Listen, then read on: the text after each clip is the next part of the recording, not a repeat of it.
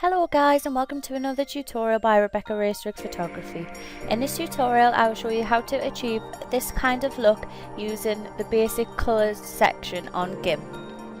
Now, bearing in mind that I already have smoothed the skin with the photo and the original that I've started with, you still can improve the quality of the photo and lighting adjustments and colour adjustments using this sort of method. If you want some tutorials on how to skin smooth and improve the appearance of skin, they should be coming up in the following weeks. So this is the original image that I started with. Again, I have smoothed the skin, but it's just to show you the sort of outcome you can get with the whole sort of look and finish to a photograph.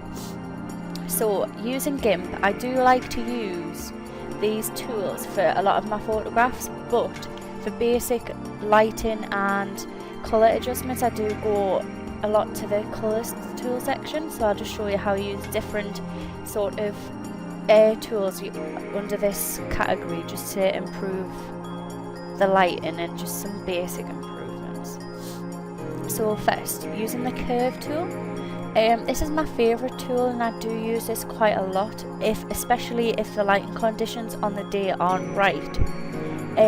It's best if you do shoot in RAW, but I do shoot in RAW and JPEG to kind of avoid this sort of issue. But if you don't use GIMP and you use online like photo bucket and stuff like that to edit the photos, I know that they don't accept RAW files unless you pay for the premium.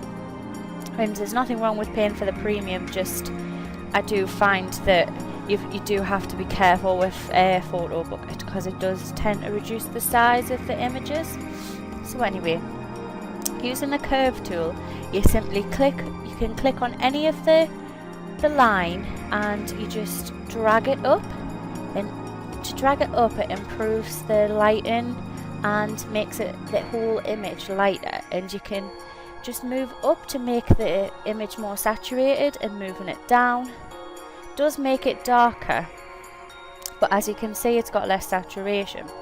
So back to the middle, and if you bring it down, as you can see, it does make the image a lot more darker, and it's good if you want a dramatic portrait where you have low lighting. But for this sort of fashion purpose I do tend to use the tool to bring it up. You have to be careful because if you bring it up too much you can see that the photo does get overexposed. So it's just all about finding balances on the curves, and I do find that sort of like a mid-range kind of between the centre starting point and the very corner does work quite well. So as you can see, the image already has a lot of lighting improvement. So once you're happy with the result, you just press OK. Another tool I do like to use is the hue and saturation tool. You've got to be careful with the saturation, especially on this tool, because it does tend to make the colours a little bit unrealistic, especially for portraits. I know that landscapes and things like that, it does benefit a lot, especially with grass and things like that, but you've still got to be careful with grass, especially because it can make it too green. So it's the same sort of principle. You drag it left or right. Dragging it right improves the saturation, making it a lot more colourful, but as you can see the colours do look a little bit unrealistic. It's not really my cup of tea to improve the saturation a lot, but I do use it a little bit just to give photos a little bit something extra. But I do tend to use also a little bit lower down saturation by dragging it to the left. This is good for high fashion photographs, especially if you're working with clothing designers. I know that a clothing designer I worked with a few months ago, she didn't want a bright colourful background, so I decreased the saturation on the background. But you do and the colour of the skin improves drastically. But the only thing you've got to be careful with is, but if you're shooting for a clothing designer especially, it does change the colour of the clothing. I'll show you.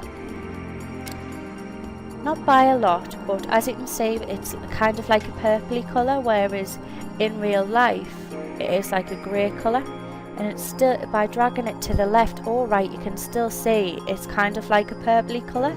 and there's nothing wrong with that because it does match in with the flowers on the hairpiece, so the overall look would work. It's just if you've got a set brief and a set client, then it probably isn't best. So another tool I tend to use is the lightness tool. It does work in a similar sort of way to curves, except it is a lot more gentler and you have a lot more control over it. By dragging it to the right, it improves the lightness a lot. I probably wouldn't use it for this sort of photograph because it does look a little bit insipid, but I wouldn't use the darkness one. I like dragging it to the left because it, as you can see, it's not very effective. But it just depends on what sort of image you've got to start with, is whether to like it's all about experimentation. It's if you drag it to the right, it might work on one instance, but if you drag it to the left, it might work in another instance. So you've just got to play around a little bit till you feel that the image is comfortable and suitable to what you sort of want to express in your photo. So once you're happy with that, you press OK. And so as you can see, it's already different from the original photo. So it's still a little bit insipid for my liking for this particular type of edit that I want to do. So to sort that out, I press brightness and contrast. This is very good for black and white especially, which I'll show you how to make the most of it in a minute. But I want this in a colour photograph, so I'll show you how to do this first. Dragging it to the right does improve the contrast. It makes the colours stand out more, but there's also a downside to it where you do lose a lot of detail, especially if you're shooting in JPEG. This is a JPEG file, and as you can see, a lot of the roses have lost a lot of detail and they've become slightly overexposed. But I do find that dragging it to the left, it does create this kind of grey layer on top. I know it doesn't say it's a layer when you look down the side, but I do find it gives like a grey tint, almost like a layer on a photograph. So you have to be careful when you're using that as well. Now the brightness tool is very similar to the contrast tool in the respect of if you use it wisely, you can achieve great results, but if you use it and make the image too bright, you do lose the detail on the photo as well, because it's similar with the contrast, except it's sort of like a washy kind of white overlay as opposed to a grey overlay. So like I say, it's all about experimentation and just experiment till you're happy with the image, and once you're happy with it, you just press OK. And I'm quite happy with that because it's not as insipid as what it was before. I mean, the green background's a nice kind of green, it's quite realistic, and the hairpiece still stands out. You can see all the detail, you can see the detail on the eyes, the skin. It does improve the lighting on the skin quite a bit, which I think looks nice in this particular instance. So yeah, I'm quite happy with that. Another tool, I'll show you how to use the contrast tool and the hue and saturation tool to turn it into a black and white.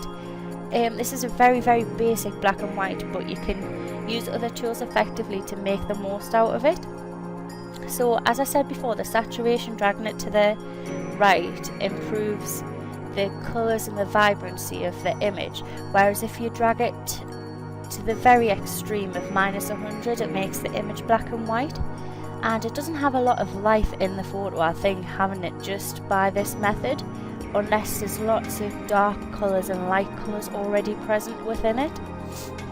So I tend to find if I do want to make it black and white, I also use the brightness and contrast tool, and I do tend to go a little bit excessive with the contrast tool, just to give the blacks more black to them and the whites more white, so that there's lots of different ranges of tone within an image. And as you can see, I haven't overexposed the roses, you can still see them, and I do think it works quite well. But you do have to be careful on like hair colour as well, because I shot a model that had bright red hair, and it was like a letterbox red. It wasn't like a gingery kind of red. And when I turned it into a black and white, it literally turned the hair white. So you do have to be careful, because even though it doesn't matter as much, the background itself was white, so it did kind of blend in with the hair, and it didn't work very well. So you've just got to explore the brightness and contrast, and also the hue and saturation, just to experiment and make the photo to your liking. So if I was having that image in black and white, I would be quite happy with that. I would maybe adjust the curves a little bit, just so that the roses have a little bit more detail, but other than that, I'm quite happy with it. So anyway, I wouldn't have it personally as black and white, because I made the headpiece myself and I wanted to see the colours in it and the vibrancy, and because it also kind of matched the dress. So as you can see on here, you can see that's a starting image, and then that's with a bit of hue and saturation added to it. But there's nothing wrong with that per se, but my style of photography is very pale and elegant sometimes, so I do tend to find that making it a little bit paler in the saturation does find the skin tone more creamier and makes the image stand out a little bit more. With the middle one as well, I also didn't like the variety of tones in the hair. There's nothing wrong with it, but the model herself actually just wanted one or two colours of the same or similar shades in her hair. She didn't want like yellow and creamy and that kind of thing, so she's quite happy with that as far as I'm aware. So I think I did a good job. So yeah guys, that's how you use basic tools on the colour selection, just to improve the quality of your photos and add light and saturation and just a bit more vibrancy to images to just make them stand out more. And even the worst of images, especially if you shoot in RAW, it doesn't matter how dark they are or how undetailed they are, you can still improve them and make them an image worthwhile.